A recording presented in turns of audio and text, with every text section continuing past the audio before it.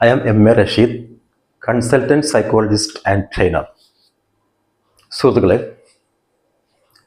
കഴിഞ്ഞ വീഡിയോയിൽ ഞാൻ ഓർമ്മയുടെ രഹസ്യം എന്ന വിഷയത്തെക്കുറിച്ച് പറഞ്ഞിരുന്നു. നമ്മുടെ മനസ്സിൽ എങ്ങനെയാണ് ഓർമ്മകൾ തലയിൽ ബ്രെയിനിൽ നിലനിൽക്കുന്നത് എന്നുള്ളത്. അപ്പോൾ ഇന്ന് ചെയ്യാൻ പോകുന്നത് വിദ്യാർത്ഥികളായ ആളുകൾക്ക് വളരെ ഉപകാരപ്പെടുന്ന വീഡിയോ ആണ്. നമ്മുടെ പഠനത്തെ സംബന്ധിക്കുന്ന ഒരു പ്രശ്നമാണ്. പല ആളുകൾക്കും എങ്ങനെ പഠിക്കണം, എങ്ങനെ ഓർമ്മയിൽ നിർത്താം, എങ്ങനെ വലിയൊരു ചാപ്റ്റർ എങ്ങനെ നമ്മൾ അതിൻ്റെ കണ്ടന്റ് പഠിച്ചെടുക്കുക, എങ്ങനെ അത് ഫലപ്രദമായി പരീക്ഷയ്ക്ക് ഓർമ്മിച്ചെടുക്കാൻ കഴിയുക, എഴുതാൻ കഴിയുക എന്നീ കാര്യത്തിലൊക്കെ കൺഫ്യൂഷൻ ഉണ്ടാകാറുണ്ട്. അപ്പോൾ നമ്മൾ പഠിക്കുന്നതിന് വേണ്ടി തയ്യാറായിരിക്കുമ്പോഴും എങ്ങനെ പഠിക്കണം എന്ന കാര്യത്തെക്കുറിച്ച് നമ്മൾ പഠിക്കേണ്ടതുണ്ട്. അങ്ങനെയുള്ള ചില സ്റ്റഡി ടെക്നിക്സ് ഉണ്ട്. അതിലൊന്നായിട്ടുള്ള SQ3R എന്ന ടെക്നിക്കിനെ കുറിച്ചാണ് പറയാൻ പോകുന്നത്. SQ3R, 3 letters, English letters, 3 ആറുകൾ. ആദ്യത്തത് സർവേ എന്നതാണ്.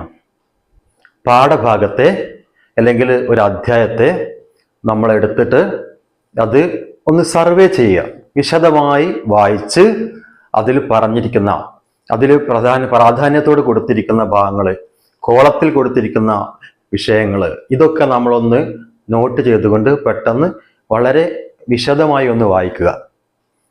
ഈ വായനയിലൂടെ നമുക്ക് ആ ചാപ്റ്ററിനെ കുറിച്ച് ശരിയായൊരു അവബോധം ഉണ്ടാവും.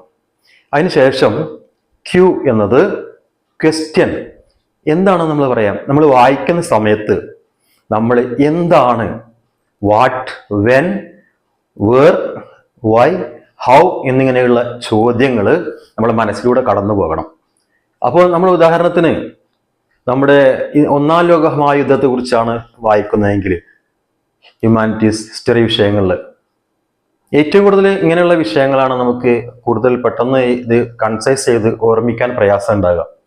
അപ്പോൾ അങ്ങനെയാണെങ്കിൽ നമ്മൾ ഇന്ന സ്ഥലത്ത് ഇത് ആരംഭിച്ചു, മീററ്റിലെ ശിപായിമാർക്കിടയിലാണ് അതുണ്ടായത്. അപ്പോൾ അത് എങ്ങനെയുണ്ടായി, അതിൻ്റെ കാരണം എന്താണ്, ഈ കാര്യങ്ങളൊക്കെ നമ്മളെ മനസ്സിലൂടെ കടന്നു പോകണം വായിക്കുന്ന സമയത്ത്. ശേഷം നമ്മൾ ക്വസ്റ്റ്യൻ നോട്ട് ചെയ്യുക.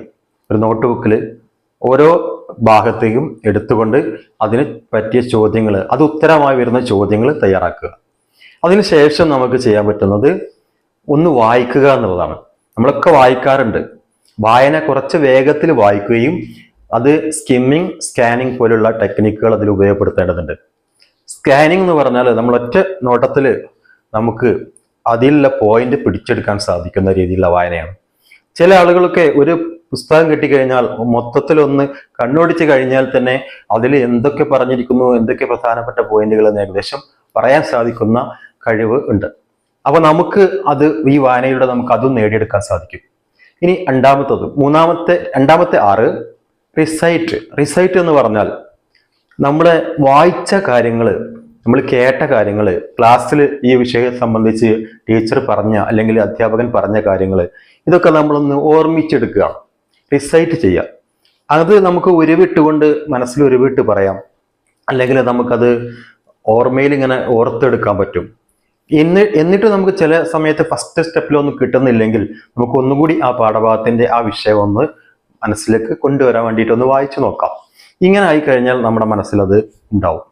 ഇനി മൂന്നാമത്തെ റിവിഷനാണ്. ഏത് കാര്യത്തിനും നമുക്ക് റിവിഷൻ ആവശ്യമുണ്ട്. നമ്മൾ റിപ്പീറ്റ് ചെയ്ത് ഓരോ കാര്യങ്ങൾ ചെയ്യുമ്പോഴാണ് നമ്മളെ മനസ്സിലത് പതിയുകയുള്ളൂ. അല്ലെങ്കിൽ അത് ഷോർട്ട് മെമ്മറിയിൽ തന്നെ ഇങ്ങനെ നിൽക്കുന്ന അവസ്ഥയാണ് ഉണ്ടാകുക. നമ്മളെ ലോങ് മെമ്മറിയിലേക്ക് മാറണമെങ്കിൽ നമുക്കത് എന്ത് ചെയ്യണം? അത് റിവൈസ് ചെയ്യണം. ഇങ്ങനെ വായിച്ചെടുക്കുക എന്നുള്ളത് നമുക്ക് ചെയ്യാൻ പറ്റുന്ന ഒരു കാര്യമാണ്. അങ്ങനെ അത് നമുക്ക് പരീക്ഷയിലും നമ്മൾക്ക് ചോദ്യം ചോദിക്കുമ്പോഴും ഏത് എക്സാം ആയാലും നമുക്കത് അപ്പോൾ ഓർത്തെടുക്കാനും അത് നമ്മുടെ ഓർമ്മയിൽ നിന്ന്, ലോങ് മെമ്മറിയിൽ നിന്ന് നമുക്ക് ഡൗൺലോഡ് ചെയ്തെടുക്കാനും സാധിക്കും. അത്തരത്തിലുള്ള ഈ ഘട്ടങ്ങളിൽ നമുക്കത് ഉപയോഗപ്പെടുത്താൻ സാധിക്കും. ഇനിയും കൂടുതൽ സ്റ്റഡി ടെക്നിക്സിനെ കുറിച്ചുള്ള വീഡിയോസ് നിങ്ങൾക്ക് ലഭിക്കണമെങ്കിൽ നിങ്ങൾ സബ്സ്ക്രൈബ് ചെയ്യൂ, കമൻറ്റ് ചെയ്യൂ, ബെൽ ബട്ടൺ അമർത്തൂ. Thank you very much.